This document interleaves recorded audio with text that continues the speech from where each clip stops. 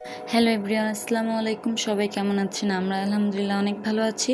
তো সকালে উঠে বিছানাটা গুছিয়ে নিলাম, কেননা আজকে আমার হাজব্যান্ড আসছিল। সে এসে এই যে ফুচকা নিয়ে আসছিল, ওর মা তার জন্য ফল কাটছিল আমার হাজব্যান্ডের জন্য।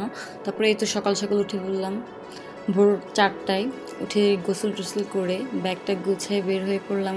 মেহেন্দি আজকে যাচ্ছিলাম শ্বশুরবাড়িতে, আমার দাদি শাশুড়ি অনেক অসুস্থ, এই জন্যই যাচ্ছিলাম।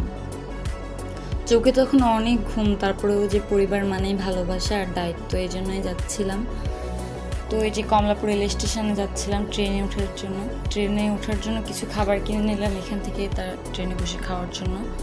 এই যে ঢাকা কমলাপুর রেল স্টেশন, এটা আমার সেকেন্ডবার শ্বশুরবাড়ি যাওয়া এবং সেকেন্ডবার ট্রেনে ওঠা। আগেরবার যখন শ্বশুরবাড়িতে গেছিলাম তখনও ট্রেনেই গেছিলাম, বাট তখন অ্যাডভেঞ্চারটা একদমই ব্যতিক্রম ছিল, কেননা তখন ঈদের সময় ছিল, এই জন্য অনেক বেশি জ্যাম ছিল।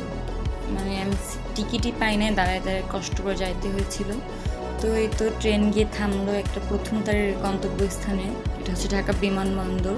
এখান থেকে কিছু যাত্রী উঠলো।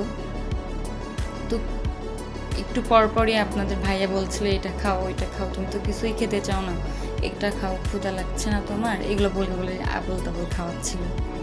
আর আমি এই যে বাইরের দৃশ্যটা উপভোগ করছিলাম। আর এই যে এটা যমুনা নদী, সরি যমুনা নদী না, যমুনা ব্রিজ। তো ব্রিজটা এত ভয় লাগছিল, যে একটি স্পিড বোট যাচ্ছিল, অনেক ভালো লাগছিল, অনেক ঠান্ডা বাতাস ছিল ওই যে নদীর উপরটা থেকে।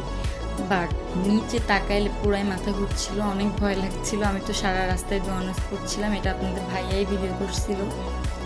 আর তারপরে এই তো নদীটা পার হওয়ার পরে আর বেশি সময় লাগে না। তারপরে এই তো আমরা পৌঁছে গেলাম পাবনাতে। এখানে এসে প্রথমে আমি খেলাম একটা আইসক্রিম, এবং আপনাদের ভাইয়া খাইলো একটা স্প্রিং। এই তো সবাই ভালো থাকবেন, আর আমার ভিডিও ভালো লেগে থাকলে অবশ্যই সাবস্ক্রাইব করে পাশে থাকবেন। আল্লাহ হাফিজ।